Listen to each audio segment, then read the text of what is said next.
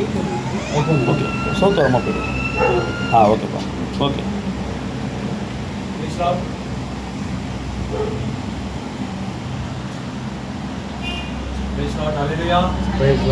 கர்த்தராகிய இயேசு கிறிஸ்து நாமத்துக்கு மகிமை உண்டாவதாக. இந்த வீடை திறந்து கொடுத்த, இந்த வீட்டுக்குள்ளத்தை ஏற்படுத்தின சகோதர ஆமோஸ் சகோதரியும் சகோதரி எலிசபெத் சகோதரியும் இரு பிள்ளைகளையும் கர்த்தராகிய இயேசு கிறிஸ்து நாமத்தினால் வாழ்த்துகிறோம். இந்த வீட்டுக்கூட்டத்தில் கலந்து கொண்ட ஒவ்வொருவரையும் இயேசு கிறிஸ்துவின் நேற்று நாமத்தின் கீழாக வாழ்த்தி வரவேற்கிறோம். நாம் கண்களை மூடி தேவனுடைய சமூகத்தில் பயபக்தியோடு இருப்போம். இந்த குடும்ப ஆசீர்வாதத்துக்காகவும் தேவன் செய்த நன்மைகளுக்காகவும் நாம் கண்களை மூடி தேவன் செய்த அற்புதத்துக்காக நாம் தேவனை துதிப்போம், ஸ்தோத்தரிப்போம். ஸ்தோத்திரம் ஆண்டவரே, ஸ்தோத்திரம் கர்த்தாவே, ஸ்தோத்தரிக்கிற தேவனே, ஹல்லேலூயா, ஹல்லேலூயா. தேவனே உம்மை துதிக்கிறோம், போற்றுகிறோம், வாழ்த்துகிறோம், வணங்குகிற ராஜா, அற்புதத்தின் யெகோவா தேவனே உம்மை ஸ்தோத்தரிக்கிறோம், ஸ்தோத்தரிக்கிறோம். எங்கள் நம்பிக்கையை, எங்கள் கோட்டையை, எங்கள் துருகமே உம்மை ஸ்தோத்தரிக்கிறோம். துதிங்க, ஸ்தோத்திரம் ராஜா, நன்றி ராஜா, நன்றி ராஜா.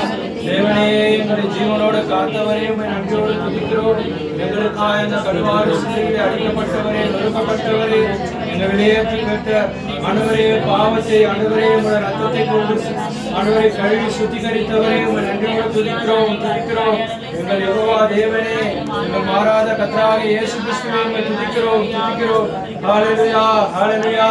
நேற்றும் இன்றும் என்றும் மாறாத கர்த்தராகிய இயேசு கிறிஸ்துவே ஆண்டவரே போற்றுகிறோம், வாழ்த்துகிறோம். கர்த்தாவே, நான் இருக்கிறவராக இருக்கிறேன் என்று சொன்னவரே உம்மை ஸ்தோத்திரிக்கிறோம். ஆண்டவரே, பவுலின் தேவனே, தீர்க்கதரிசி பிரணாமின் தேவனே, என்னுடைய தேவனே உம்மை ஸ்தோத்திரிக்கிறோம்.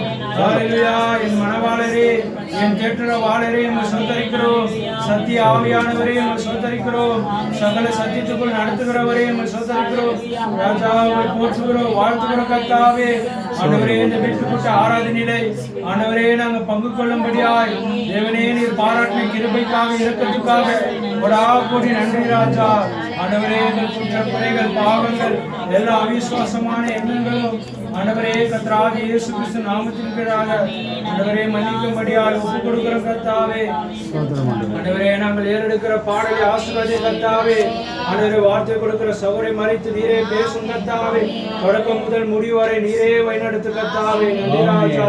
ஆண்டவரே இந்த ஆராதனை முழுவதும் ஆண்டவரே உம்முடைய கட்டுப்பாட்டுக்குள் வைத்துக் கொள்ளும் கர்த்தாவே. நன்றி செலுத்துகிறோம் கர்த்தாவே. நம்மை போற்றுகிறோம், வாழ்த்துகிறோம், வணங்குகிற ராஜா. நன்றி ராஜா, நன்றி ராஜா, நன்றி ராஜா. எபினேச நீர்தானையா இதுவரை உதவி நீரே. எபினேச நீர்தானையா இதுவரை உதவி நீரே. எல்லோரி எல்லோரி என்னையும் கண்டீரே, எப்படி நான் நன்றி சொல்வேன்.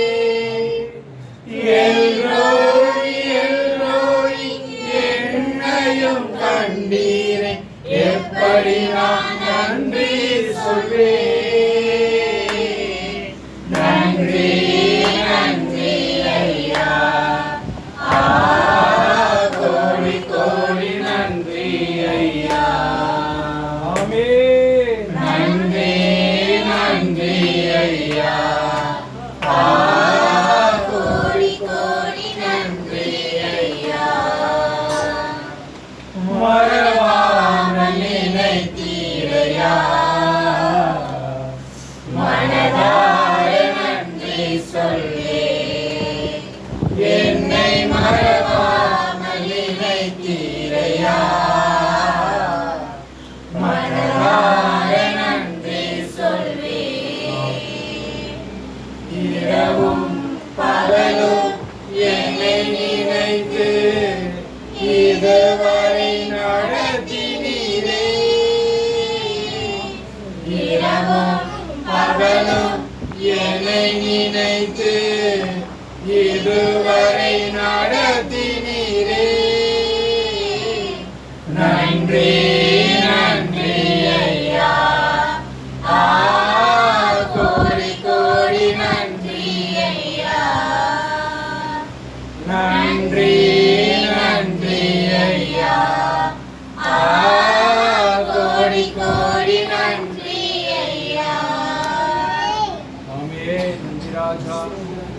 ஸ்தான தேவனே, எங்களை மறவாமல் நினைத்தவரே, ஒவ்வொரு நாளும் எங்களை போஷிப்பவரே, ஆண்டவரே எங்கள் தேவைகளை அற்புதமாய் சந்திக்கிறவரே, உமக்கு கொடாகோடி நன்றிராஜ்.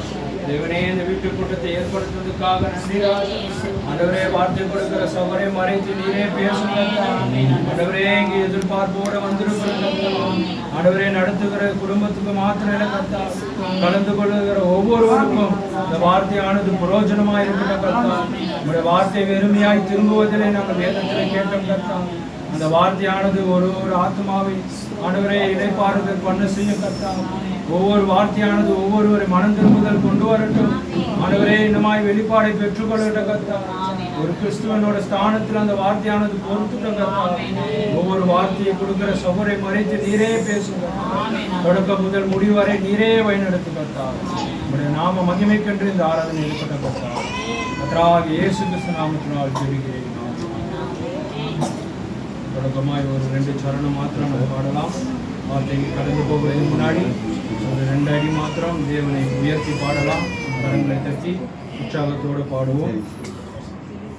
நன்மைகள் செய்தவருக்கு நன்றி உள்ள ஆராதனை என்ற பாடலை நம் கரங்களை தட்டி பாடுவோம். நன்மைகள் செய்வதற்கு நன்றி உள்ள ஆராதனை நாள்தோறும் செலுத்துகிறேன், நாளெல்லாம் செலுத்துகிறேன். நன்மைகள் செய்தவர்க்கு நன்றியுள்ள ஆராதனை நாள்தோறும் செலுத்துகிறேன், நாளெல்லாம் செலுத்துகிறேன். நன்றி அப்பா ஏசப்பா, நன்றி அப்பா ஏசப்பா, நன்றி அப்பா ஏசப்பா, நன்றி அப்பா ஏசப்பா.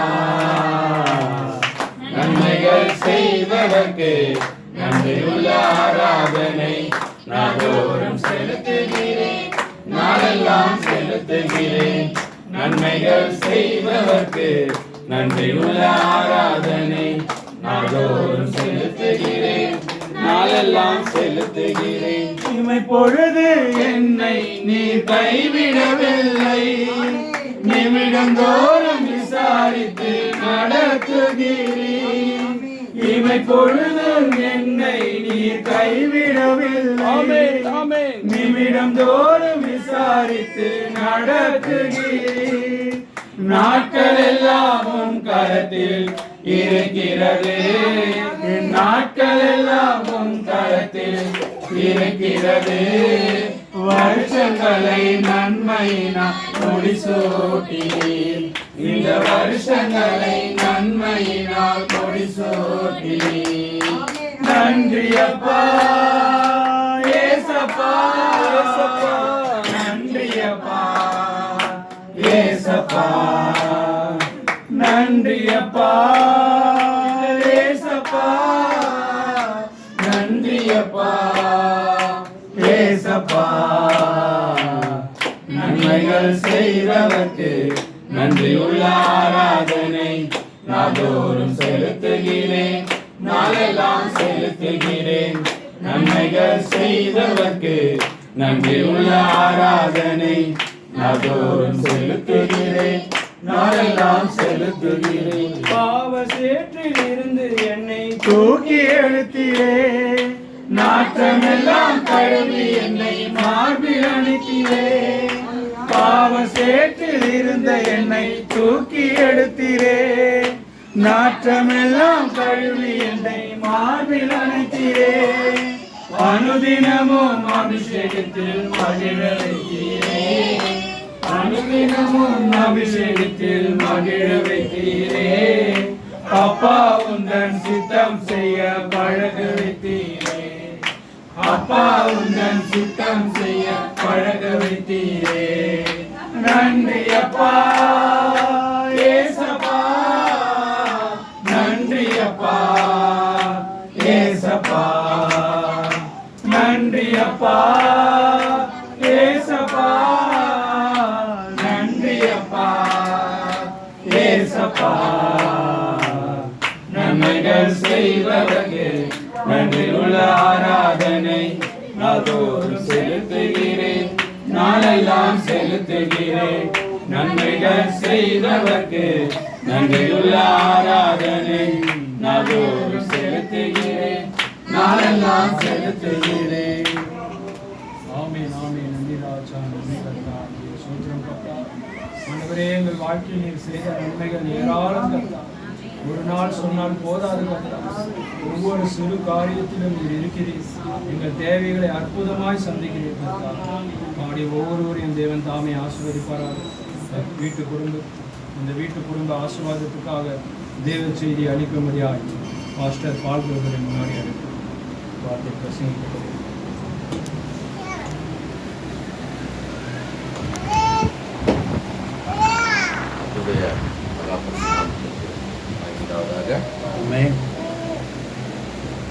நாம் மத்தேயு 6ஆம் அதிகாரம் 33ஆம் வசனத்தை நாம் எடுத்து வாசிக்கலாம். மத்தேயு 6:33.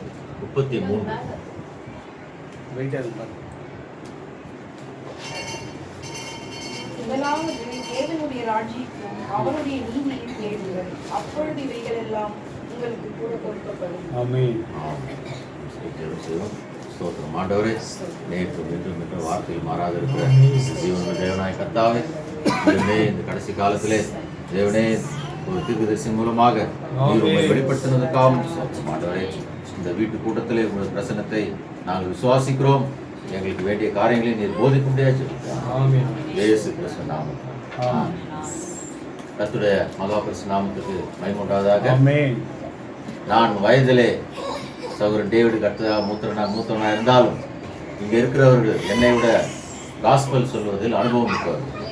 பாஸ்டர் மனோவா, சகோதரன் ஆமோஸ் மற்றும் பாஸ்டர் எழில், இவங்கெல்லாம் பார்த்தீங்க என்றால் சுவிசேஷன் எல்லாம் சொல்லுவாங்க. எனக்கு அதில் அனுபவம் குறைவு.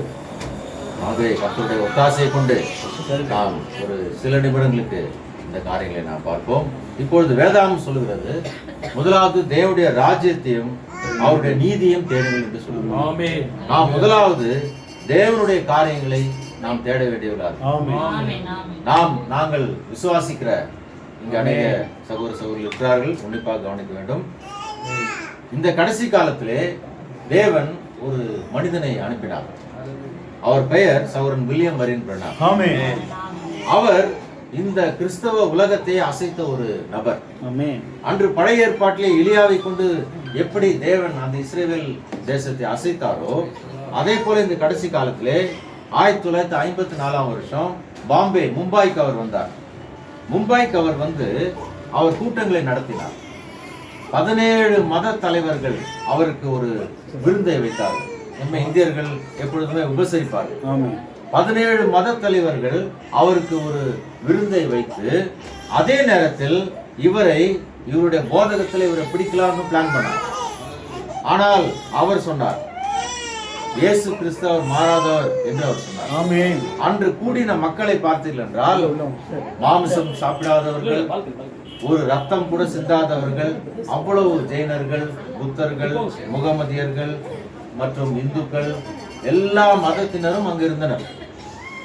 அங்கே தீர்க்கதரிசி அவர் ஒரு சவால் விடுகிறார். இயேசுவே தேவன் என்று இன்றைக்கு இரவு நடக்கிற காரியத்தை நீங்கள் பார்த்து விசுவாசித்தீர்களானால் நம்புறீர்களாம் கேட்கிறார். அன்று கூட்டம் நடந்தது. பாம்பேல கூட்டம் நடந்துச்சு. பாம்பேவுடைய மேயர், இன்னைக்கு எப்படி சென்னையில் ஒரு மேயர் இருக்காங்களோ அதே போல பாம்பேல ஒரு மேயர் அவர் உட்கார்ந்து இருந்தார்கள். பெரிய பெரிய மத தலைவர் உட்கார்ந்து இருந்தார்கள்.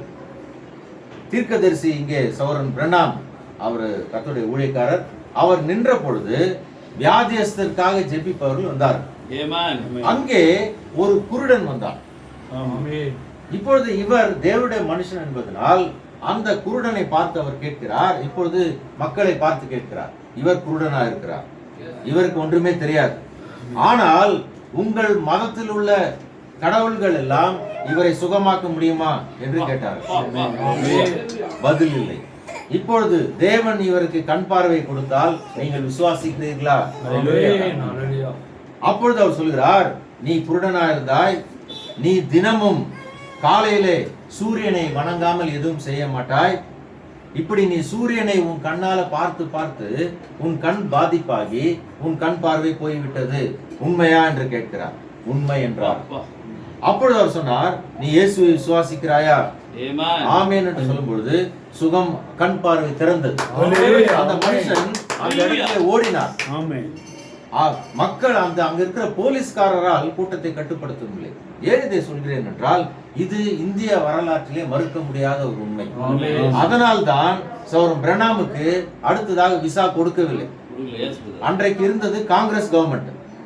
நம்முடைய முன்னாள் பிரதமர் ஜவஹர்லால் நேருவோடு நம்முடைய தீர்க்கதரிசி பிரணாம் சாப்பாடு சாப்பிட்டு இருக்கிறார், சொல்லுகிறார்.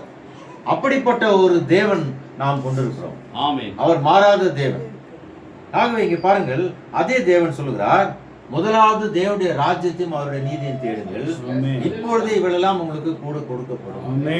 நாம் தேவனுடைய ராஜ்யத்தை, அவருடைய நீதியை, நீதியாக அவருடைய வார்த்தையை நாம் தேடும் பொழுது நமக்கு எல்லாவற்றையுமே அவர் வாக்கு கொடுக்கிறதற்காக வாக்கு தத்தம் செய்திருக்கிறார். வேதாம் சொல்கிறது, பூமியும் அதன் நிறைவும், சமுத்திரமும் அதன் குடிகளும், பூமியும் எல்லாம், வானமும் எல்லாம் கர்த்தருடைய. ஆகவே இந்த பூமி, வானம் எல்லாம் கர்த்தர் சிருஷ்டித்த ஒரு காரியம். அவர் நமக்கு அதை கொடுக்க அவர் ஆயத்தமாக இருக்கிறார். 6ஆம் முத்திரையில தீர்க்கதரிசி சொல்கிறார், பாவங்களை அறிக்கையிட்டு நீங்கள் நல்லதை செய்து, இங்கிலீஷ்ல பாத்தீங்கன்னா ரைட் திங், சரியானதை செய்து அவருடைய இரக்கங்களுக்காக மன்றாடி நீங்கள் எதை கேட்கிறீர்களோ அதை அவர் உங்களுக்கு கொடுக்க ஆயத்தமாக. நாம் முதலாவதாக பாவ அறிக்கை செய்ய வேண்டியதா இருக்கிறோம். இன்று இயேசு கிறிஸ்து மக்களுடைய பாவங்களுக்காக அவர் ரத்தத்தை சிந்தி மீட்டார். அன்று இயேசு சொன்ன விதமாகவே இன்று நடந்து கொண்டிருக்கிறது. இன்றைக்கு உலகம் பாருங்கள், மனிதர் ஒரு நிச்சயமற்ற தன்மையுடையவர்களாய் காணப்படுகிறார். எந்த நேரத்திலும் அணுகுண்டு வெடிக்கலாம், எந்த நேரத்திலும் ஒரு சிச்சுவேஷன் உருவாகலாம். இன்றைக்கு பாருங்கள், அமெரிக்கா ஈரான் சண்டையில் இருக்கிறது. ஒரு நகரத்தை அழிக்க ஒரு அணுகுண்டு போதும். இன்றைக்கு ஒவ்வொரு நாடும் குறைந்தது 200 அணுகுண்டு வைத்திருக்கிறார்கள் மினிமம். அப்பொழுது இந்த உலகத்திற்கு ஒரு ஃபியூச்சர் இல்லை. இந்த உலகம் இன்னும் தொடர்ந்து போகுமா? நம்பிக்கை இல்லை. உலக வங்கி சொல்லுகிறது 2035க்கு அப்புறம் குடிநீர் இருக்காது. இன்றைக்கே நமக்கு குடிநீர் இல்லை. நாம் இன்று ஒரு காலத்திலே நாம் குழாயை திறந்து தண்ணீர் குடித்தோம், நம்முடைய உடம்புக்கு ஒன்றும் ஆகாது. ஆனால் இன்றைக்கு என்ன ஆகிவிட்டது? RO வாட்டர் யூஸ் செய்கிறோம். உலக வங்கி சொல்கிறது குடி தண்ணீர், போர்ட்டபிள் வாட்டர், குடி தண்ணீர் இருக்காது. உலகம் அணுகுண்டின் மேல் உட்கார்ந்து கொண்டிருக்கிறது. எந்த நேரத்திலும் நிச்சயம் இல்லை. இப்படிப்பட்ட ஒரு சூழ்நிலையிலே நமக்கு இருக்கிற ஒரே நம்பிக்கை இயேசு மாத்திரம். ஆகவே இயேசு வந்த வீட்டில் சந்தோஷம், இயேசு வந்த வீட்டில் சமாதானம் என்று அந்த காலத்திலே சண்டே கிளாஸ்ல பாடுவார். சோரன் ஆமோஸ் வீட்டிலே இயேசு இருக்கிறார்.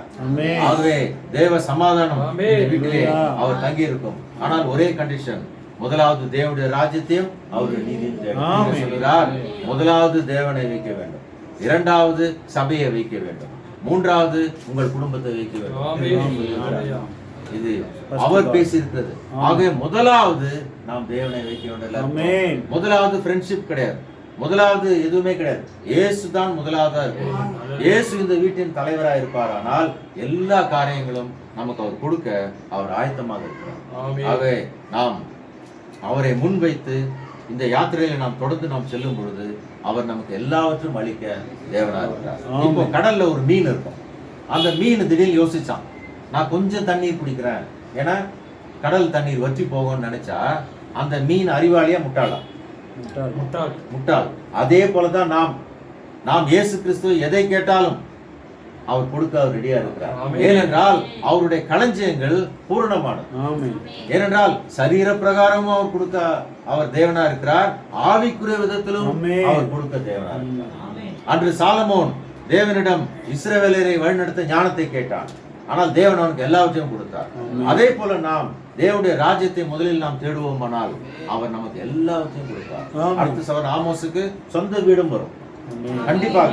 ஏனென்றால் அவர் வாக்குத்தத்தம் செய்திருக்கிறார். ஆனால் ஒரு கண்டிஷன், அவரை முன்னால் வைக்கிறோம். எல்லா காரியத்திலும் இயேசுவை முன்னால் வைக்கிறோம். ஏனென்றால் நாம் அந்த சமுத்திரத்து மீனை போல இல்லாமல் அவருடைய வற்றாத அந்த ஆசீர்வாதங்கள் நாம் அதை பெற்றுக்கொள்ள நாம் அவரை நாம் நாடுவோம். கர்த்தர் தாமே இந்த குடும்பத்தை ஆசீர்வதிப்பார். சகோதரியும் பிள்ளைகளை ஆசீர்வதிப்பார். அழைப்பு கொடுத்த சகோதரனுக்கு நன்றி. கர்த்தர் தொடர்ந்து இந்த வீட்டை ஆசீர்வதிப்பார். டேவிட் தொடர்ந்து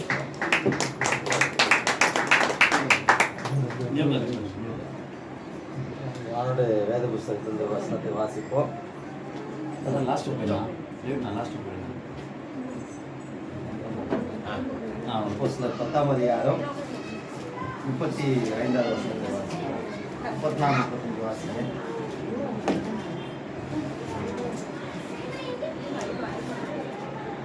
34, 35 வாசிங்க.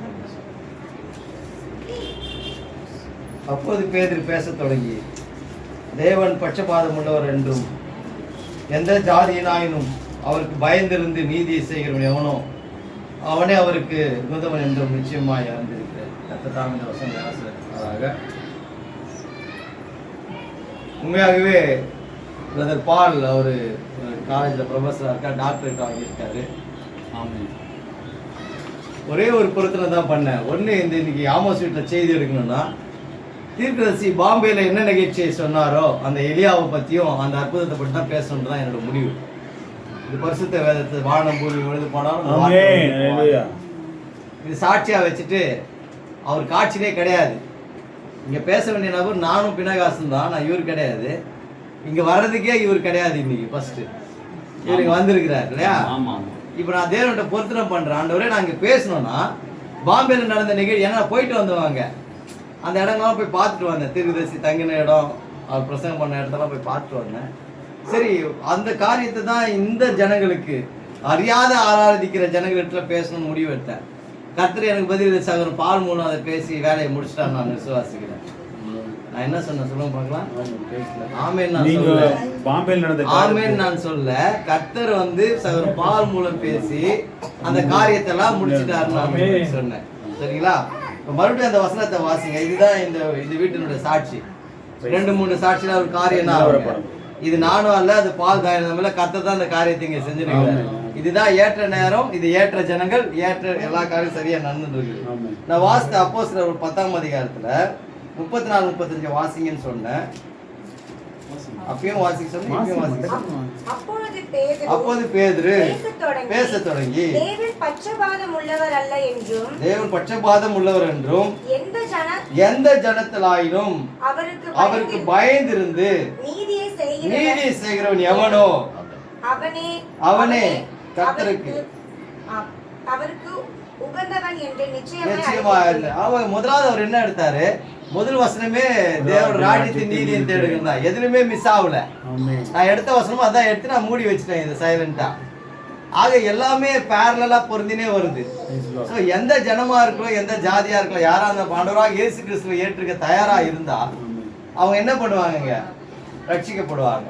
அவங்க யார் இந்துவா இருக்கட்டும், முஸ்லீமா இருக்கட்டும், யாராவது இருக்கட்டும், அதை பத்தி எல்லாம் பிரச்சனை இல்லை. இந்த வீடை கட்டுறதுக்கு முன்னாடி இது காலி இடமா தானே இருந்திருக்கும். இடம் இல்லாம இந்த வீடை கட்ட முடியுமாமா? அம்மா உங்களை தான் கேட்கிறேன். எதிர்க்க பாடுறீங்களா? உங்களை தான் கேட்கிறேன். இது இடத்த இந்த பில்டிங் ஆகிறதுக்கு முன்னாடி வெறும் காலி இடமா தானே இருந்திருக்கும். அதுக்கப்புறம் தானே இது கட்டியிருக்கிறாங்க வீடா. ஆனா கடவுளோட திட்டம் எப்படின்னா, நீங்க எல்லாம் வாழக்கூடிய நாட்கள் தேவைன்னு சொல்லிட்டு தான் இந்த மரம் செடி கொடி எல்லாம் படைச்சாராம். அதை படைக்கிறதுக்கு முன்னாடி நிலன்னு ஒண்ணு தேவை, அவருக்கு தேவைப்பட்டது. இந்த செடி கொடி எல்லா படைப்புகளும் படைக்கிறதுக்கு முன்னாடி அவருக்கு என்ன தேவைப்பட்டதுங்க? நிலம் தேவைப்பட்டது. இதுதானே உண்மை. விதைக்கிற விவசாயிக்கு நிலம் இல்லாம விதைக்க முடியுமா? நிலம் இல்லாம விதைக்க முடியாது இல்லையா? அதே மாதிரி ஒரு மீன் இந்த பூமியில படைக்கணும்னு அவர் நினைச்சிருக்கு. அதுக்கு பறக்கக்கூடிய இறக்கைகளும் நீந்தக்கூடிய சிறகுகள். கடல்ல தண்ணி அதுக்கு தேவைப்பட்டது. தண்ணி இல்லாம மீன் நீந்துமா? நீந்தாது இல்லையா? அப்போ ஆண்டவராகிய இயேசு கிறிஸ்து வானத்தை பூமியை படைக்கும் போது மனுஷனுக்கு தேவையான அத்தனை காரியங்களும் படைச்சிருக்கிறார் இந்த பூமி. அவனுக்கு என்னென்ன தேவையோ சொல்லிட்டு. ஆனா அதுக்கு முன்னாடி அவனை படைச்சு வாழும் போது அது அவனுக்கு என்னென்ன தேவைகள் இருக்குமோ அத்தனையும் அவர் படைச்சு வச்சிருக்கிறார். அது இப்படிதான் சொன்னேன். ஒரு மீனை படைக்கிறதுக்கு முன்னாடி ஆண்டவர் தண்ணியை படைச்சாரு. ஒரு மரத்தை படைக்கிறதுக்கு முன்னாடி நிலத்தை படைச்சாரு. ஆக மரம் கொடி செடி எல்லாத்துக்குமே கவனம் உள்ள தேவன் உன்னை படைக்கிறதுக்கு முன்னாடி உனக்கு என்னென்ன தேவைகள் இருக்குன்னு அறிஞ்சிருப்பாரு. இவர் சொல்றார் யோபு, ஆண்டவரே ஒரு மரத்துக்காக ஒரு நம்பிக்கை இருக்குது, அது வெட்டி நட்டா அது தவைக்குது. ஆனா மனுஷனுக்கு எந்தவித நம்பிக்கையும் இல்லாத ஒரு நிலைமை இருக்குது யோபு சொல்றாரு. இதுதானே மனுஷ வாழ்க்கை. நிலையில்லாத ஒரு வாழ்க்கையா இருக்குது இல்லையா? நிலையில்லாத ஒரு வாழ்க்கை இருக்கு. ஆனா நிலையா இருக்கிற ஒரு வாழ்க்கையும் உண்டு ஒரு மனுஷனுக்கு. எந்தப்பட்ட மனுஷனாலும் சரி, எந்த மதத்தை சேர்ந்தவங்களாம் சரி, எந்த ஜாதி இனத்தை சேர்ந்தவங்களாம் சரி, எந்த குடிகளா இருந்தாலும் சரி, அதை பத்திலாம் ஆண்டவராக இயேசு கிறிஸ்துக்கு கவலையே கிடையாது, பேசுறது இல்லை. இந்த உலகத்தை வந்து ஜாதி இல்லாத படைச்ச ஒரே தேவன் ஆண்டவராக இயேசு கிறிஸ்து தான். உங்களுக்கு தெரியுமா, யூதர்கள் புறஜாதின்னு தான் படைச்சாரே தவிர இதுல வந்து இந்து முஸ்லீம் கிறிஸ்டியன் யாருமே என்ன இல்லைங்க. ரைட், நீங்க கிறிஸ்டியன் தானே? கிறிஸ்டியன் தானேம்மா? கன்வெர்ட் ஆயிருக்கீங்க. புறஜாதின்னு யாரை சொல்வீங்க நீங்க? ரட்சிக்கப்படாது. எவ்வளவு பேர் தப்பு தெரியுமா? அது எவ்வளவு பேர் தப்பான வார்த்தை தெரியுமா?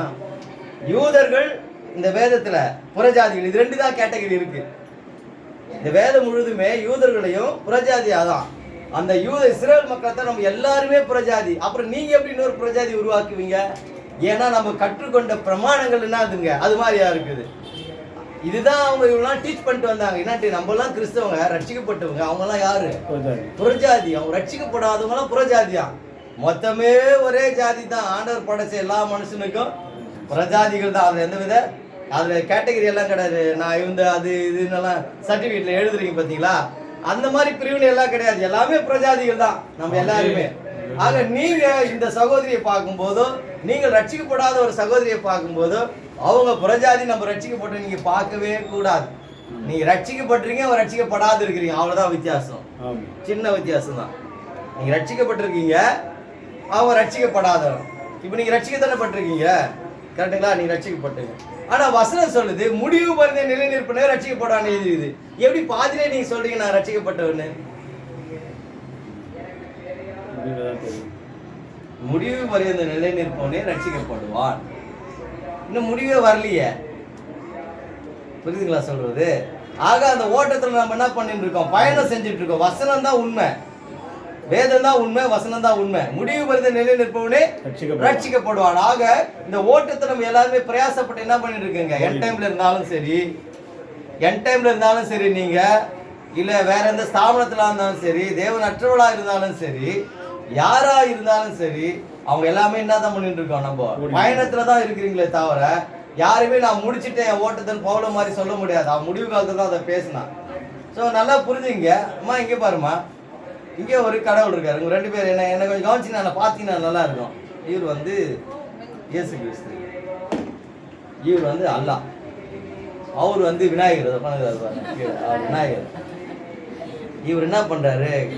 என்னால இந்த ஜனங்களெல்லாம் மேய்க்க முடியாது. இயேசு சொல்றாரு, அல்லாஹ் நீங்க வச்சுக்கோங்க. இவர் கையில விட்டாரு. இவர் பாக்குறாரு, நம்மளால மீதி பாறை மேய்க்க முடியாதுன்னா விநாயகரை நீ வாங்கிக்கணும். அவர் விநாயகர்கிட்ட கையில கொடுக்குறாரு. ஏமா எப்படிமா இது? எனக்கு ஒண்ணுமே புரியலையம்மா. கடவுளை கொஞ்சம் கொஞ்சமா பிரிச்சே வச்சிருக்கிறாங்க உலகத்தான், புரியல. இல்ல நம்ம ஏதோ தப்பா கணக்கு போடுறோமா? என் கொஸ்டின் உங்களுக்கு புரியுதுங்களா? இவர் இயேசு கிறிஸ்து, இவரால் ஒண்ணுமே கொஞ்சம் பண்ண முடியல, கொஞ்சம் ஜனங்களால மேய்க்க முடியல. இந்த அல்லா பிடிச்சிங்கன்னு இவர் கேள்வி கொடுத்தாரு. அல்லா பார்த்தாரு, ஒரு கூட்டத்தை என்னால மேய்க்க முடியும், விநாயகர்கிட்ட கொடுத்துட்டாரு. உட்காந்துக்கிறாரு பாருங்க, கதவை பிடிச்சி விநாயகர். அந்த விநாயகர்கிட்ட அவரு கொடுத்துட்டாரு. ஏங்க கடவுள்னா இப்படி பிரிச்சு பிரிச்சியா கொடுத்துட்டு இருப்பாங்க? எனக்கே புரியலங்க. எல்லாம் வல்ல இறைவன் சொல்றான். ஒரு இஸ்லாம் சகோதரன் என்ன சொல்றான்? எல்லாம் வல்ல இறைவன் அப்படின்றான். ஆதியும் மந்தமானவர்கள் சொல்றாங்க கிறிஸ்தவத்துல. ஆக எப்படி கடவுள்னு இருக்கு? ஆனா ஏதோ ஒரு குழப்பம் இதுல இருந்துட்டே தான் இருக்குது. கடவுள் என்று ஒருவர் தான் இருக்க முடியும், ஒத்துக்கிறீங்களா? ஆனா நம்ம அறியாத இருக்கலாம். அது யார் இவர் தான் என்ன பண்ணல இருக்கலாம், கண்டுபிடிக்காம இருக்கலாம். அவரை கண்டுபிடிக்கும் போது நாம அவர் யாருன்னு தெரியும். இவங்களாம் கொஞ்சம் கண்டுபிடிச்சிருக்கிறாங்க, அவர்தான் வித்தியாசம். பெரிய வித்தியாசம்லாம் கிடையாது உங்களுக்கும் இவங்களுக்கும். அவர் யார் இவங்க தெரிஞ்சுக்க நீ இன்னும் தெரிஞ்சுக்கலாம், அவ்வளவுதான். ஆனா ஒண்ணு மட்டும் உண்மை, எல்லாவற்றையும் படைத்த கடவுள் ஒருவரா தான் இருக்கணும். ரைட்டா? சரிங்களா? இப்போ ஒரு நாத்திகர் வந்து ஒரு கேள்வி கேட்கிறாரு. இந்த வேத புஸ்தகம் வந்து 6000 வருஷத்துக்கு முன்னாடி தான் எழுதப்பட்டிருக்குது. ஆனா எங்களுடைய அகழ்வாராய்ச்சிகள் அப்படின்னு என்ன சொல்றது, பூமிக்குரிய ஆராய்ச்சிகள் பண்ணும்போது சில பொருட்களை நாங்க எடுத்திருக்கிறோம். அந்த பொருட்கள்லாம் பல கோடி வருஷங்களுக்கு முன்னாடி இருக்குது. அது அப்புறம் எப்படி நீங்க 6000 வருஷத்துக்கு முன்னாடி தான் கடவுள் எல்லாத்தையும் வானத்தையும் பூமி படைச்சார்னு உங்க பைபிள் சொல்லுதுன்னு ஒரு இதுல நாத்திகர் கேட்கிறாரு. அப்போ அந்த வில்லியம் பிரணாம் சொன்னார் பாத்தீங்களா, பாம்பேக்கு வந்தாருன்ட்டு. அந்த மனுஷன் கேட்கிறாரு, எங்க பைபிள் வந்து ஆதியிலே ஆண்டவர் வானத்தையும் பூமியார் படைச்சார்னா எழுதி இருக்குது. 6000 வருஷத்துக்கு முன்னாடி வானத்தையும் பூமி படைத்தார்னு எழுதல. ஆதின்ற வார்த்தைக்கு தொடக்கம் இல்ல, முடிவும் இல்ல, கால வரையறை கொடுக்க முடியாது. ஆதி ஆதி அகர முதல எழுத்தெல்லாம் ஆதி பகவன் முகற்றே உலகு. அந்த ஆதின்ற வேர்டு இந்த பைபிள் வந்து எழுதப்பட்டது தான். ஆதியிலே தேவன் வானத்தையும் பூமியும் அகர முதல எழுத்தெல்லாம் ஆதி பகவன். யார் ஆதி பகவன்? இயேசு கிறிஸ்து ஆதி பகவன். இப்போ நம்ம என்ன பண்ணலாம், இந்த பைபிள் ஒரு வசனத்தை அதுக்காக படிக்கிறேன். 1 யோவான் 2ஆம் அதிகாரம். நான் சொல்றது 1 ஜான் சாப்டர் 2 13-14 படிங்க.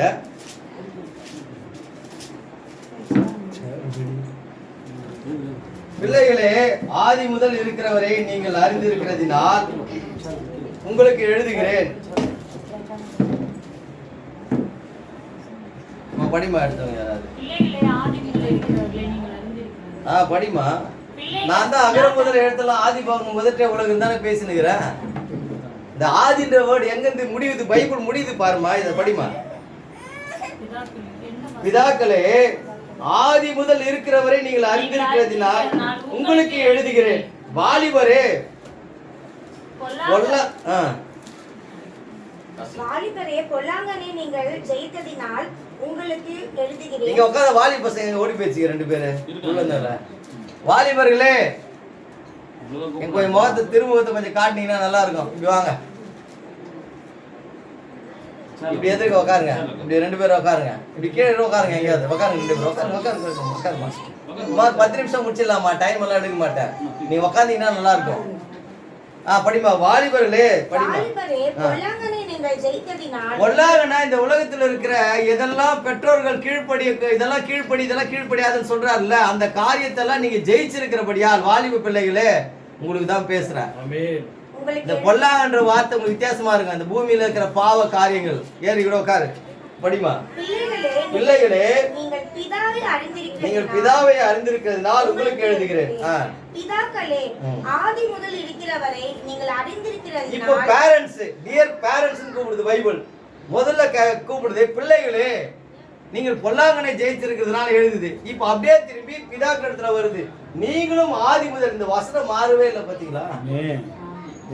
இது இயேசு தான் சொன்னாரு. நான் ஆதி முதல் உங்களிடத்தில் சொல்லி இருக்கிறவர் தான். ஆண்டவரே, இயேசு கிறிஸ்து இஸ்லாம்ல வரும்போது நீ யார் என்று கேட்கும்போது நான் இயேசுன்னு சொல்ல, நான் ஆதி முதல் சொல்லி இருக்கிறவர் தான் சொன்னாரு. அல்லேலூயா. பிரதர் கவனிக்கிறீங்களா? என்ன சொன்னாரு? நான் ஆதி முதலா இவங்களிடத்தில் சொல்லுகிறவர் தான். அப்ப இந்த ஆதி முதலா என்றவர் யாரு? முதல்ல பிள்ளைகளுக்கு பேசுறாரு. பிள்ளைகளே, நீ பொல்லாங்கனை ஜெயிச்சிருக்கிறீங்கன்னு சொல்லிட்டு, அடுத்தது பெற்றோர்களேன்னு சொல்றாரு. பெற்றோர்களே, வாசிமா அந்த வசனத்தை. பிதாக்களே, ஆதி முதலில் இருக்கிறவரை நீங்கள் அறிந்திருக்கிறதினால் உங்களுக்கு எழுதுகிறேன். வாலிபரே, பொல்லாங்கனை நீங்கள் ஜெயிக்கிறதினால் உங்களுக்கு எழுதுகிறேன். பிள்ளைகளே, நீங்கள் பிதாவை அறிந்திருக்கிறதினால் உங்களுக்கு எழுதுகிறேன். பிதாக்களே, ஆதி முதல் இருக்கிறவரை நீங்கள் அறிந்திருக்கிறதினால் உங்களுக்கு எழுதுகிறேன். வாலிபரே, நீங்கள் பலவான்களாய் இருக்கிறதினால் தேவ வசனம் உங்களில் நிலைத்திருக்கிறதினாலும் நீங்கள் பொல்லாங்கனை ஜெயித்ததினாலும் உங்களுக்கு எழுதியிருக்கிறேன். உலகத்திலும் அன்பு கூறாதிருங்கள். ஒரு உலகத்தில் அன்பு கூர்ந்தால் அவனிடத்தில் பிதாவின் அன்பில்லை. போது பிரியமானவர்களே,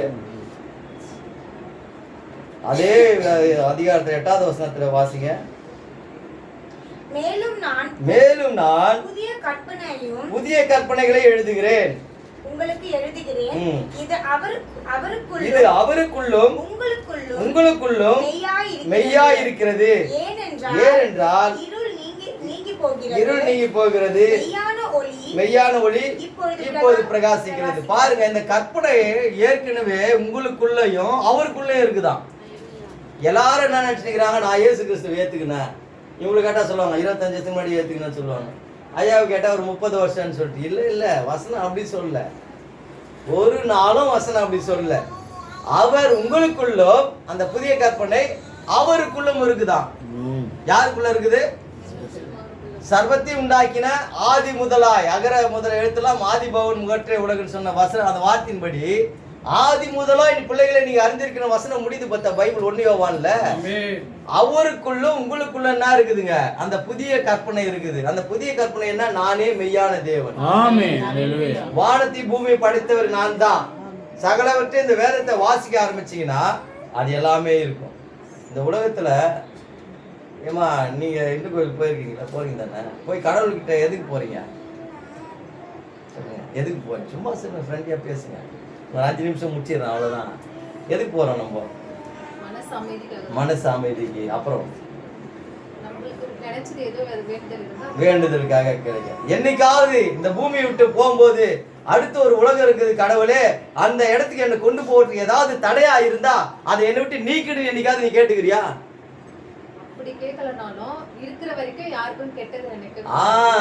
ஏன் சொன்னா உன் கண் காண்கிற இந்த உலகத்தை பார்த்து நீ வாழ்ந்துட்டு இருக்கிற.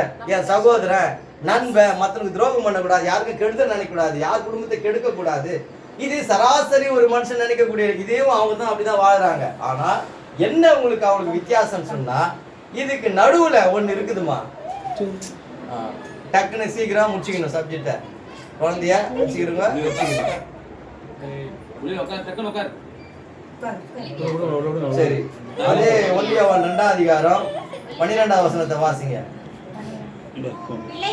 பிள்ளைகளே, அவருடைய நாமத்தின் நிமித்தம் உங்கள் பாவங்கள் மன்னிக்கப்பட்டிருக்கிறதினால் உங்களுக்கு எழுதுகிறேன். பிள்ளைகளே, அவர் நாமத்தின் நிமித்தம் உங்கள் பாவங்கள் மன்னிக்க. என்னைக்காவது போயிட்டு கடவுளே பாவத்தை மன்னின்னு கேட்டுக்கிறீங்களா?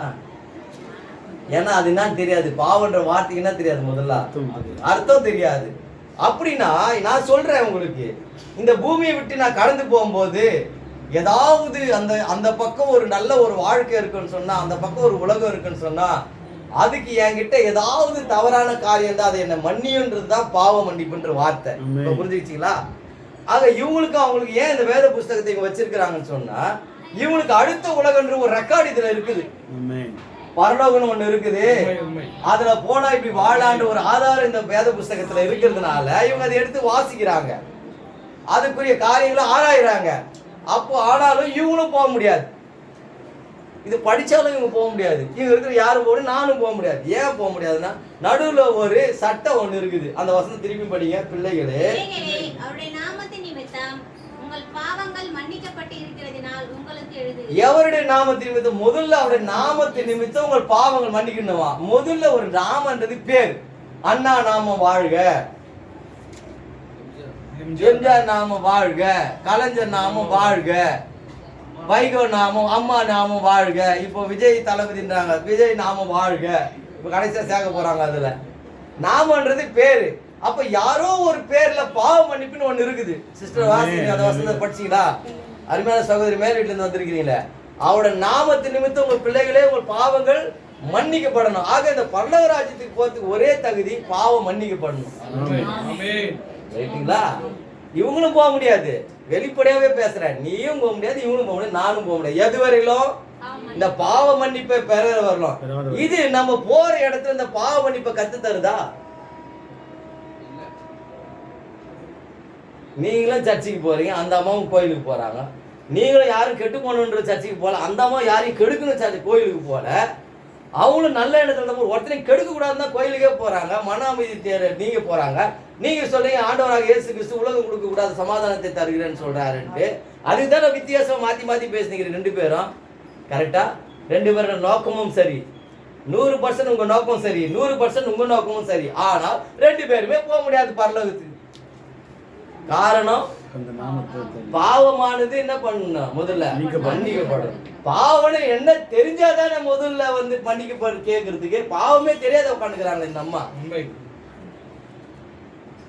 பாவமே தெரியாத உட்காந்து இருக்கிறாங்களே. முதல்ல பாவம் என்பது என்னன்னு தெரிஞ்சாதானே அது மன்னிப்புன்னு ஒரு வார்த்தையா அவங்களுக்கு தெரியும். புரியுதாமா நான் சொல்றது?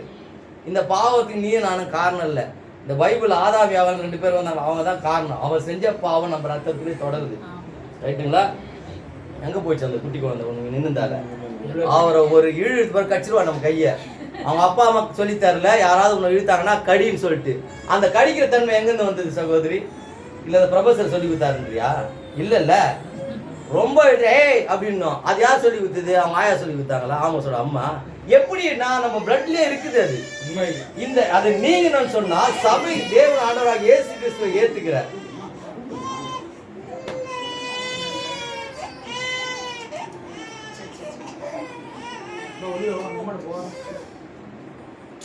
ஆண்டவராக இயேசு கிறிஸ்துவை நீங்க ஏத்துக்கிறேன்னு சொல்றது மட்டும் இல்ல, பாவ மன்னிப்பையும் பெறணும்.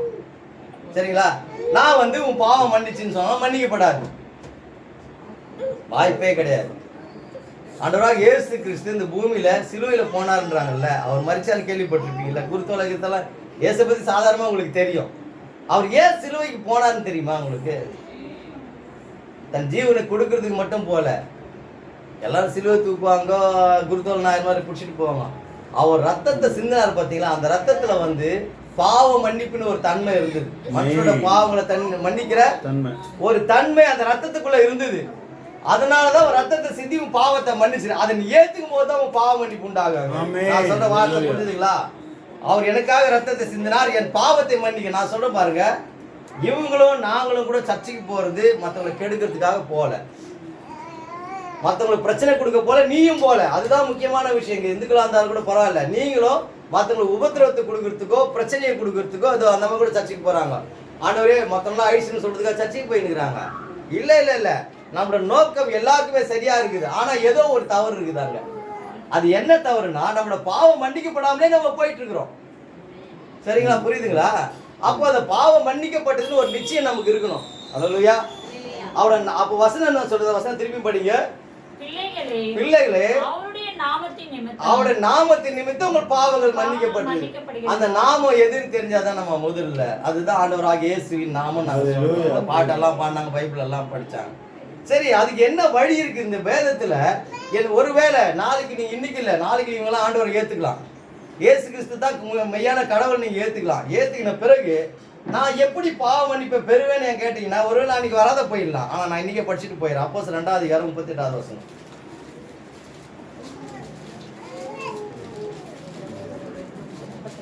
பேதுரு அவர்களை நோக்கி, நீங்கள் மனம் திரும்பி ஒவ்வொருவரும் பாவ மன்னிப்புக்கென்று இயேசு கிறிஸ்துவின் நாமத்தினாலே ஞானஸ்தானம் பெற்றுக் கொள்ளுங்கள், அப்பொழுது பரிசுத்த ஆவியின் வரத்தை பெறுவீர்கள். திருப்பி படி. பேதுரு அவர்களை நோக்கி, நீங்கள் மனம் திரும்பி ஒவ்வொருவரும் பாவ மன்னிப்புக்கென்று இயேசு கிறிஸ்துவின் நாமத்தினாலே ஞானஸ்தானம் பெற்றுக் கொள்ளுங்கள். ஏமா நீ எந்த நாமத்துல ஞானஸ்தானம் பெற்ற? எதனால, எதுக்காக பெற்ற?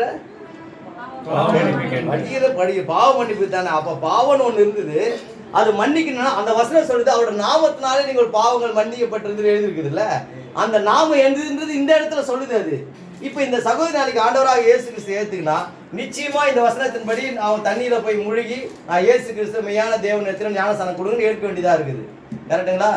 சகோதரி என்ன பாருங்க, மேலிட்டு வந்திருக்கிறோமா, நீங்க இந்த வசனத்தின்படி தான் பாவ மன்னிப்பை பெற்றிருக்கிறீங்களா? யோசிக்க வேண்டிய விஷயமா இருக்குதுல்ல.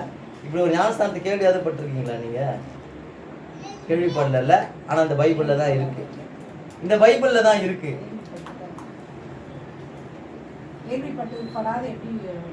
இல்ல, இந்த வசனம் இயேசு கிறிஸ்துவின் நாமத்தினாலே ஞானஸ்தானம் பெற்றுக்கொள்கின்ற வசனத்தை கேள்விப்பட்டிருக்கீங்கல்ல. எப்படி பாவம் மன்னிக்கப்படுதுன்னு தெரிஞ்சுக்கிட்டீங்களா? அந்த நாமத்தினால ஞானஸ்தானம் பெறும்போது அங்க என்ன நடக்குதுங்க? நாளைக்கு இதே சகோதரி இந்த இடத்துல ஆமோஸை கூப்பிட்டு அன்னைக்கு வந்த பேசுனது, நான் ஆண்டவராகிய இயேசு கிறிஸ்து மெய்யான தேவனை ஏத்துக்கிறேன், பல கடவுள்கள் இருக்க முடியாது, ஏதோ படைச்ச ஒரு கடவுள் தான் இருக்க முடியும், ஆதியிலே இந்த வார்த்தைக்கு சொந்தமானது இந்த பைபிள் தான் எடுக்கப்பட்டிருக்குது அப்படின்னா, அந்த ஆதிக்கு சொந்தமானவர் இயேசு. நான் ஆதி முதலாக இருக்கேன்னு சொன்னவர் தான் ஆண்டவராகிய இயேசு கிறிஸ்து. அவர் சொல்றாரு, நீ என்னை ஏத்துக்குன்னு சொன்னதுனால நான் வந்து பாவ மன்னிப்பை பெற முடியாது, அவர் நாமத்தினால பாவ மன்னிப்பை பெற வேண்டியதா இருக்குதுன்னு வசனம் சொல்லுதுன்னு சொல்லும் போது நீ கூப்பிட்டு கர்த்தராகிய இயேசு ஞானஸ்தானம் கொடுக்க வேண்டியதா இருக்கும். இப்ப புரிஞ்சுட்டீங்களா? பரலோகத்துக்கு போற வழி எதுல இருக்குது? பாவ மன்னிப்புல தான் இருக்குது. நான் தான் எந்த பாவமும் செய்யல நீங்க சொல்லலாம். அதுக்கு தான் அந்த குழந்தைய சொன்னேன். யார் அந்த குழந்தைக்கு கடிக்க கத்து கொடுத்தது? யார் அந்த குழந்தைக்கு திட்ட கத்து கொடுத்தது? புரியுதுங்களா? தானே அந்த ரத்தத்துல இருக்கிறது தான். இப்படியா ஆண்டவராக ஏத்துக்கும் போது தான் இந்த தன்மையெல்லாம் நம்ம விட்டு போயிடுமா? எல்லா தவறும் நம்ம விட்டு போயிடும். நாங்களாம் அப்படிதான் மாறணும். இவர் வேசார்பாடுல இருந்து வந்துக்கிறாரு, நான் பட்டாராம்ல இருந்து வந்திருக்கிறேன். இவங்களாம் சேர்த்து போட்டு ஜனங்களை நினைச்சா பயமாகுது, இங்கெல்லாம் எப்படா மாறினாங்கன்னு சொல்லிட்டு. ஏன்னா கொலகார பசங்க இவங்க எல்லாமே. ஆமா, இந்த வேசார்பாடுல மொத்த ரவுடி பசங்க இவருட்டான்னு தான் இருக்காங்க. ஏரிக்கரையில கூலிப்பட தலைவனெல்லாம் வேசார்பாடுல தான். அதுல ஒரு முத்து இங்க உட்கார்ந்து இருக்குது. ஒரே காரணம், இவரு ஒண்ணு நல்லவரா என்றதால இங்க உட்கார்ந்து இல்ல. ஆண்டவராக இயேசு ஏத்தும் போது இது அமைதி படையா உட்கார்ந்து இருக்குது. இது அரோகர படை இல்லைன்னா இது கூட. அவங்க அப்பா பெரிய மந்திரவாதி, மோசத்தான அம்மா இந்து தானே. அவங்க அப்பா பெரிய மந்திரவாதிமா, மந்திரவாதி பையன் தான் இவரு. எல்லாருக்கும் சேவை பண்றது, குட்டி சாத்தான் அனுப்புறது, எல்லா வேலையும் காட்டியிருந்தாரு உங்க அப்பா. அந்த தயானந்தன் மோசே தானே வெற்றி தயானந்தன் ஆகிட்டார் ஆண்டவராக இயேசு கிறிஸ்து ஏத்துக்கும் போது. இப்படி எல்லாம் இருக்குது இந்த காரியம். அது ஒரு கோயில் பூஜாரி புள்ளையாருன்னு சொன்ன பாரு, அது புள்ளையார் பாருங்க, புள்ளையார் மாதிரி உட்காந்துக்கிறாரு. அந்த கோயில் பூஜாரி தான் இன்னைக்கு கை தட்டுகிறார் ஆண்டவராக இயேசு வந்துட்டு. ஏன் ஏத்துக்கிட்டார்? எதுமா மாத்துச்சு? நீ சொல்லு, எது அவரை மாத்துச்சு? மனோவா கோயில் பூசாரி உட்காந்துக்கிறாரு, பூசாரியோட பையன் உட்காந்துக்கிறாரு. 2 பேருமே டேஞ்சரான ஆளுங்க. லெஃப்ட் ரைட்டு பார்த்து தான் பேசணும். நான் என்ன சொல்ல வரேன் தாயே, கடவுள் என்பது பல கடவுள் என்பது எல்லாரும் சொல்லிக்கலாம், தப்பு இல்ல. இவங்க கூட இயேசு ஆண்டவர் சொல்லிக்கலாம். அதனால இவங்க கிறிஸ்தவ ஆக முடியாது. அவர் நாமத்தினாலே பாவ மன்னிப்பை பெற வேண்டியதா இருக்கிறது. அதை தான் சொல்றேன். நான் எந்த பாவம் செய்யல சொல்லாத, ரத்தத்திலேயே இருக்கு. ஜென்ம பாவம் சொல்லுவாங்கல்ல, கர்ம பாவம் ஜென்ம பாவம் சொல்லுவாங்க. இந்த ஜென்ம பாவம் நம்ம ரத்தத்திலேயே ஓடுதா இல்லையா? அதனால தான் மாமியாரா மருமக கெடுக்குறா. அதனால தான் மாமியார் என்ன சொல்லித்தரா, அவ சம்பந்தப்பட்ட ஒரு பொண்ணை கூட்டின்னு வந்து நீ போய் அவ வாழ்க்கையை கெடு, உள்ள போ, அவ வாழ்க்கையை அழிச்சிரு. இது யார் வந்து டீச்சிங் எடுத்தாங்க? எந்த காலேஜ் எடுத்த? யாரும் எடுக்கல. உள்ள இருந்து சொல்ல உட்காந்துக்கிறா பாரு, போய் விஷத்தை ஊத்து, அதுல அவன் சாப்பிடும் போது ஊத்து, செத்து போட்ட நீ போயிட்டு எல்லாத்தையும் எடுத்துருது. இதெல்லாம் யார் சொல்லிக்கிட்டா? யாருமே டீச்சர் இல்லை, எந்த அட்வொகேட்டும் சொல்லி தரல. உன் பிளட்லேயே இருக்குது. மாமியார் எப்படி இற கட்டுறது, மருமகளை எப்படி மிரட்டுறது, உருட்டுறது, மருமகனை எப்படி போட்டு வாங்குறது, எல்லாமே உள்ளுக்குள்ள மறைஞ்சிருக்குது. யாரும் டீச்சர் இல்ல. இவங்க சொல்லுவாங்க, பக்கத்து வீட்டுக்காரிட்ட என்னைக்கு பேசுனியோ அன்னிருந்து இவ கேட்டுட்டா. இல்ல, அவ ஏற்கனவே கெட்டு போய்கிறா, இவனும் கெட்டு போய்கிறா. நீ எதையுமே குற்றப்படுத்தாத. ஏன்னா அவ உடம்புல அதாங்க இருக்குது, இவ உடம்புல அதுதான் இருக்குது. யாருங்க சொல்லி தரணும்? தப்பு பண்றதுக்கு யாராவது சொல்லி தரணுமா? ஆமா, நான் சொல்றது கரெக்டா. நல்லது செய்யறதுக்கு யாருமே என்ன பண்ற, ரொம்ப கஷ்டமா இருக்கு, சொல்லி தர வேண்டியதாகுது. ஆனா கெட்டது செய்யறதுக்கு யாராவது சொல்லி தரணுமா? எப்படி சாதாரணமா செய்யறோம் சொல்லுங்களேன்? எப்படி ஒரு மனுஷன் சிகரெட் பிடிக்கிறான், எப்படி ஒரு மனுஷன் குடிக்கிறான், எப்படி ஒரு மனுஷன் கஞ்சா அடிக்கிறான், எப்படி ஒரு மனுஷன் கொலை பண்றான்? யார் சொல்லி கொடுத்தா? அந்த வேதம் சொல்லி கொடுத்தா? சரி சரி. இல்ல இந்து புஸ்தகம் ஏதாவது சொல்லிச்சா? இல்ல குரான் சொல்லிச்சா கொலை பண்றான்னு சொல்லிட்டு வந்துச்சு? எல்லா வேதங்களும் நல்ல காரியங்களை தான் கத்து கொடுக்குது. ஆனா அந்த பிளட்ல இருக்குது. அது பிரச்சனையா அதுதான். நம்ம உடம்புல ஓட ரத்தத்துல இருக்குது இந்த தன்மை எல்லாம். அதை மாத்துறதுக்கு ஆண்டவராக இயேசு கிறிஸ்துவால தான் முடியும். இந்த வேதத்தால தான் முடியும். இதை படிச்சீங்கன்னா, இதை தியானிச்சீங்கன்னா, நீ பைபிள் வாங்கி படிச்சு பாரு. இந்த வேதத்தோட ரெக்கார்டு நான் திரும்ப இதை பொய் நிரூபிக்க சொன்ன அத்தனை பேர் கிறிஸ்துவ ஏத்துக்கினாங்க. இதை பொய் நிரூபிக்க யாரெல்லாம் ஆராய்ச்சி பண்ணாங்களோ, அது எந்த மதத்திலாவது இருக்கட்டும், உனக்கு கூட சொல்றேன், இதெல்லாம் பொய் நீ ஆராய்ச்சி பண்ண அத்தனை பேருமே என்ன பண்ணிட்டாங்க? இயேசு கிறிஸ்துவ ஏத்துக்கினாங்க. ஒரு ட்ரெயின்ல ஐன்ஸ்டீன் விஞ்ஞானி போயிட்டு இருக்கிறார். போகும்போது ஒரு பெரிய பணக்காரர் அவருக்குள்ள அந்த ட்ரெயின்ல டிராவல் பண்றாரு. அவர் என்ன பண்றாரு, இந்த வேத புஸ்தகத்தை எடுத்து 5 நிமிஷத்துல முடிச்சிடுறேன், உங்களுக்காக தான் பேசுறேன், இதோட முடிக்கிறேன், அவ்வளவுதான், இதை கவனிக்கிறதோட நான் முடிக்கிறேன். இவர் பைபிள் எடுத்து அந்த ஐன்ஸ்டைன் சயின்டிஸ்ட் என்ன பண்றாரு, ஐன்ஸ்டைன் தானே, ஐன்ஸ்டைன், அவர் என்ன பண்றாரு, ட்ரெயின்ல பைபிள் படிச்சுட்டு போறாரு. அப்போ அவர் கேட்கிற ஒரு அந்த கூட இருக்கிற பணக்காரர் கேட்கிறாரு, நீங்க என்ன பண்றீங்கன்ட்டு. நான் பைபிள் படிச்சுட்டு இருக்கிறேன். எதுக்கு உங்க நேரத்தை பைபிளை படிச்சு வீணாக்கி நிற்கிறீங்க அப்படின்னு அவர்கிட்ட கேட்கிறாரு. நாளைக்கு என் வீட்டுக்கு நீ வா அப்படின்னு கூப்பிட்றாரு. இவர் விஞ்ஞானின்னு அவருக்கு தெரியாது, விஞ்ஞானின்னு தெரியாது. அவர் போய் என்ன பண்றாரு, வீட்டுக்கு வரும்போது கதவை திறந்த உடனே அந்த வானத்தில் இருக்கிற கோள்கள், பிளானட்ஸ், என்ன சொல்றேன் உங்களுக்கு, பிளானட்ஸ் என்ன தெரியா, செவ்வாய், நியூட்டன், ப்ளூட்டோ ஸ்கூல்ல படிச்சிருப்பீங்க பாரு, அதெல்லாம் ஒரு கண்ணாடி பாக்ஸ்ல எப்படி இயங்குதுன்னு செட் பண்ணி வச்சிட்டார். சயின்டிஸ்ட் இல்ல. இவர் பார்த்துட்டு கேட்கிறாரு, என்ன இது வீட்டில் இது மாதிரி எல்லாத்தையும் வச்சுட்டீங்கல்ல, என்ன இதுன்னு. இது பூமியில சுத்துற மாடல்கள் இங்கே வச்சிருக்கிறேன்பா, இதெல்லாம் அந்த இடத்துல சுத்துது, அதாவது நம்புறியான்னு கேட்கிறாரு அந்த சயின்டிஸ்ட். யார? அவன் வீட்டுக்கு வந்தவரை கேட்கிறாரு. ஆமா ஆமா நம்புறேன்னு சொல்றாரு. அப்படியானால் அதை உண்டாக்கினது யாருன்னு கேட்கிறாரு. தானாவே சுத்துதுன்றல, யாராலையுமே படைக்கப்படாமலேயே அப்படியாவே சுத்துதா? ஆக படைத்த இந்த பொருள் இருக்குமானால் அந்த படைத்த ஒரு நபர் இருக்கிறாருன்னு சொல்றாரு அந்த இடத்துலதான். அப்பதான் சொல்றாரு, அதனாலதான் அந்த படைத்த நபர் ஆண்டவரா இருக்குதுனால அந்த பைபிளை படிச்சுட்டு இருந்தப்பா, இதுலதான் அந்த ரகசியம் எல்லாம் எழுதி இருக்குதுன்னு சொன்னாரு. அருமையான சகோதர சகோதரி, இந்த பரிசுத்த வேதத்தை படிச்சுன்னா இந்த உலகத்தினுடைய படைப்பினுடைய அத்தனை ரகசியம் இதுல இருக்குது. நீ ஏன் வந்த இந்த பூமிக்கு, இன்னைக்கு ஏன் இந்த கூட்டத்துல உட்கார்ந்த, நீ எங்க போறன்னு இதுல எழுதி இருக்குது. வாழ்க்கைக்கு பின்னாடி நீ கோயிலுக்கு போது மன அமைதியை தேடி போற. நான் நிரந்தரமான அமைதியை உனக்கு சொல்றேன். வாழ்க்கைக்கு பின்னாடி ஒரு காரியம் இருக்குது, மற்றொரு உலகம் இருக்குது, அழியாத ஒரு வாழ்க்கை ஒண்ணு இருக்குது. அங்க பசி இருக்காது, தாகம் இருக்காது, கவலை இருக்காது, கண்ணீர் இருக்காது. அங்க போயிட்டு கடவுளே கடவுளே கூட தேவையில்ல, கடவுளே கூட இருப்பாரு உங்ககிட்ட. ரைட்டுங்களா? கடவுள் கர்த்தர் உங்களுடைய யாவரையும் ஆசீர்வதிப்பாராக. இந்த கூட்டத்தை ஏற்படுத்தி தாமஸுக்கும் இந்த கூட்டத்திற்கும் ஆண்டவருக்கு நன்றி செலுத்துகிறேன். பாஸ்டர் மனோவடத்தில் இதை ஒப்படைக்கிறேன்.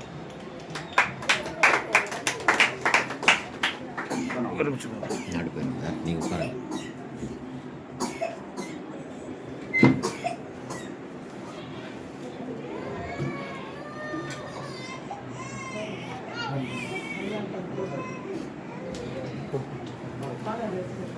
பிரியாகவே வந்திருக்கிற ஒவ்வொருவரையும் கர்த்தராகிய இயேசு கிறிஸ்து நாமத்தினால நான் நன்றி செலுத்துகிறேன். இந்த வீட்டு கூட்டத்தை ஆமோஸ் அவர் உறவினர் அருண் அவருடைய ஏற்படுத்தின நோக்கமே என்னன்னா, என்னோட சொந்தங்களுக்கு இன்னைக்கு நான் ஏசப்பாவை தெரிஞ்சுக்கிட்டு ஒரு நல்ல வாழ்க்கை வாடுறேன், மறு ஜென்மம்னு ஒன்று இருக்குது, அந்த மறு ஜென்மத்துக்கு நான் போகிறதுக்கு உண்டான வழி இன்னைக்கு இந்த பூமியில் ஏசப்பா வணங்கினா மாத்திரம்தான்றது அருண் புரிஞ்சுக்கினார். அது புரிஞ்சுக்கிறதுனால தான் அவருக்கு உண்டான அதுக்கேற்ற மாதிரி ஏகவல்லி எலிசபெத்து அவருக்கு நல்ல ஒரு மனைவி கொடுத்தார், 2 பிள்ளைகளை கொடுத்தார். அருமையான தாய் கலைவாணி, அருமையான உறவுகள் வந்திருக்கிறீங்க. அதே போல சகோதரர் அருண் அவர்களை நீங்க பார்க்கும்போது பொதுவாகவே நீங்க அருணை குறித்து நீங்க பேசும்போது என்ன நினைப்பீங்க? சொந்தங்கள் நீங்க சொல்லுங்களேன். சங்கீதாம்மா சொல்லுங்க, உங்க மச்சின அருணை குறித்து எதனா சொல்லுங்களேன். அருண் ஆமோஸ் ஏதாவது ஒரு வார்த்தை சொல்லுங்களேன். என்னைக்காவது ஒரு நாள் ஏன் ஒரு கிறிஸ்தவத்துல இருக்கிறாரு, இந்துவே வந்திருக்கலாமே அப்படின்னு என்னைக்காவது யோசிச்சிருக்கீங்களா? என்னைக்காவது யோசிச்சிருக்கீங்களா? சத்தமா சொல்லணும். ஏதாவது ஆஃப் பண்ணுப்பா, பேசுறதே முக்கியம். என்னைக்காவது ஒரு நாள் நீங்க இந்து தெய்வத்தை வணங்குறீங்களா? என்னைக்காவது ஒரு நாள் அருண் ஆமோஸ் ஏன் சர்ச்சுக்கு போய் கேவலமான ஒரு காரியத்தை போயிட்டாரு, அசிங்கமான ஒரு கிறிஸ்துவத்தை தெரிந்து கொண்டாரு, வெக்கமே இல்லையா, சூடு சொரணை இல்லையா, எந்த தெய்வத்தை கருமாரி அம்மா வணங்கிட்டு வந்துட்டு அந்த தெய்வத்தை வணங்காம போயும் வெள்ளைக்கார கடவுள் வெள்ளைக்கார அந்த ஆளை ஏசப்பா அந்த ஆளை போய் வணங்கிக்கிறான்னு என்னைக்காவது நீங்க யோசிச்சிருப்பீங்களா? இல்ல கடவுள்கிட்ட போயிட்டு நம்ம கருமாரி அம்மா கோயில போயிட்டு எப்படியாவது எங்க அருணண்ணனை எங்க தெய்வம் நம்ம மதத்துக்கு கொண்டு வந்து நீங்க வேண்டி இருப்பீங்களா? ஏன் வேண்டது இல்ல? அப்போ உங்களுக்கு அந்த எண்ணம் இல்லையா? அந்த எண்ணம் இல்ல. கடவுள்ன்றது எல்லாருக்கும் ஒண்ணுதான். எல்லாருக்கும் ஒண்ணுதான். விருப்பப்பட்டு எந்த கடவுளை தேர்ந்தெடுக்கிறாங்களோ அது அவங்களோட விருப்பம். ஆனா அவர் 24 மணி நேரமும் காலையில மதியானம் நைட்டு உங்களை குறிச்சே யோசிக்கிறாரு அருண் ஆமோஸ். எப்படியாவது ஏசப்பா உங்களை அவங்க ஏத்துக்கணும், ஏசப்பா உங்ககிட்ட வந்துடணும், சங்கீதா ஏசப்பா உங்ககிட்ட ராமச்சந்திரன் வந்துடணும், ஏசப்பா உங்ககிட்ட சரத் வந்துடணும், ஏசப்பா உங்ககிட்ட சுமித்ரா வரணும். ஏன் அவர் மட்டும் வேண்டுகிறாரு? அது அவரோட மனசு. அவரோட மனசு. அப்ப அந்த மனசு என்ன சொல்லுதுன்னா, நான் பாவம் மன்னிக்கப்பட்டு மறு ஜென்மத்துக்கு நான் மனுஷனா போறேன். என் சொந்தக்காரங்களும் பாவம் மன்னிக்கப்பட்டு குரங்காவோ நாயாவோ பேயாவோ கொசுவாவோ ஈயாவோ இருக்கக்கூடாது, இதே மனுஷனா வரணும்னா அப்போ இந்த மனுஷனா செய்யற பாவத்துக்கு மன்னிப்பு இந்த பூமியில இருந்தாதான் மறு ஜென்மமாகி திருமணி மனுஷனா பிறப்பேன்.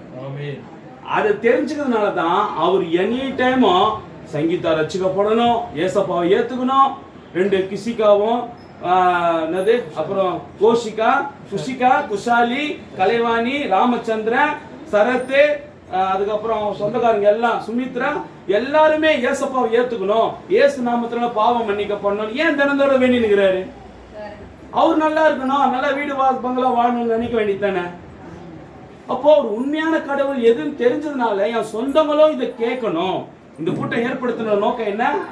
புது வீடு போயிட்டாரு அதனால உங்களுக்கு கூப்பிடல, நல்லா தெரிஞ்சுக்கணும். இதெல்லாம் கூப்பிட்டதான் நீங்க வருவீங்க. சும்மா வந்து பிரேயர் வைக்கிற சொன்னா வருவீங்களா? எங்களோட மைண்ட் எப்படி இது பாத்தியா? நாங்க வந்தோம் என்ன சொன்னோம், அவரு நல்லா சம்பாதிக்கிறாரு, எலிசபெத் சூப்பரா குழம்பு வைக்கும் அப்படியா சொன்னாங்க. ஏமா அப்படியா சொன்னீங்க? ஆண்டவரை குறிச்சு பேசணும், புரியுதுங்களா? எதுக்காக? உங்க பாவம் மன்னிக்கப்படணும். ஊழியக்காரங்க பேசுனது போல உங்க பாவம் மன்னிக்கப்படணும், நீங்களும் மறு ஜென்மம் மனுஷனாவே பிறக்கணும், பாவம் இல்லாத மனுஷனாவே பிறக்கணும்னு தான் இந்த 2 ஊழியக்காரங்க பேசினாங்க. அதனால இயேசு கிறிஸ்து எப்படிப்பட்டவன் யார்கிட்ட தேசம் கேளுங்க. உங்க சொந்தக்காரங்க பார்க்காதீங்க, எவ்வளவு ஊழியக்காரங்க இருக்காங்க, அந்த இயேசுவை குறிச்சு எனக்கு தெரிஞ்சுக்கணும் பிரதர், அந்த மறு ஜென்மத்துல நான் மனுஷனாவே பிறக்கணும்னு வேண்டுறேன் நினைக்கிறேன்றவங்க ஆண்டவரை குறிச்சு தெரிஞ்சுங்க. கர்த்தர் தாமே உங்களை ஆசீர்வதிப்பாராக. நாம் கண்களை மூடலாம். ஓ கர்த்தராகிய இயேசு கிறிஸ்துவே, வானத்தை பூமியை உண்டாக்கின கர்த்தராகிய எங்கள் கர்த்தர் மாம்சத்தில் மனிதனாக பூமிக்கு இறங்கின எங்கள் மனுஷகுமாரனாக இயேசு கிறிஸ்துவே, இந்த ஆஸ்வதிக்கப்பட்ட ஆண்டவரே, இந்த வெள்ளிக்கிழமை இந்த ராத்திரி வேளையிலே ஆண்டவரே உம்முடைய நாமத்துக்கு மகிமைக்கென்று சகோதரர் அருணாமஸ் வீட்டிலே உம்முடைய வார்த்தையை பேசும்படியாக கொடுத்த அந்த தருணத்துக்காக நன்றி. இப்போது ஒரு புதிய கர்த்தாவ ஒரு வீட்டை தேவன் தாமே நீ கொடுத்திருக்கிறீர். இந்த வீட்டை சுற்றியும் இயேசு கிறிஸ்து ரத்தத்தை நாங்கள் தெளிக்கிறோம். ஆண்டவர், இந்த வீட்டு கூட்டத்தின் மூலமாக இந்த புதிய வீடு வந்திருக்கிறார். இதன் மூலமாக இந்த குடும்பத்துக்கு ஒரு மகத்தான ரட்சிப்பின் சுவிசேஷம் போய் சேர்ந்தது என்று விசுவாசிக்கிறோம். கர்த்தராகிய இயேசு கிறிஸ்து சகையை சந்தித்தது போல இங்க இருக்கிற ஒவ்வொருவரும் நாங்கள் சகைவாக பார்க்கிறோம். சகைவே, கீழே இறங்கி வா, இப்போது நான் உங்களிடத்தில் வருவேன் என்று சொன்ன தேவன் இந்த ஒவ்வொரு கேட்ட ஒவ்வொரு இந்து சகோதரனுக்கும் ஸ்தாபனத்துக்கு போய் கொண்டிருக்கிற சகோதரிகளுக்கும் இந்த வார்த்தை போய் சேரட்டும் அப்பா. இருதயத்தில் குத்தப்படட்டும் ஆண்டவரே.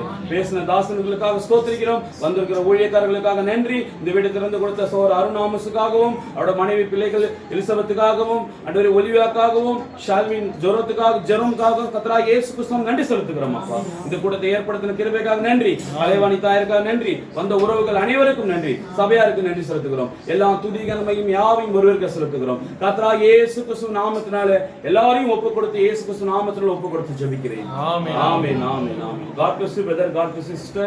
கர்த்தர் தாம் ஒருவரையும் ஆசீர்வதிப்பாராக.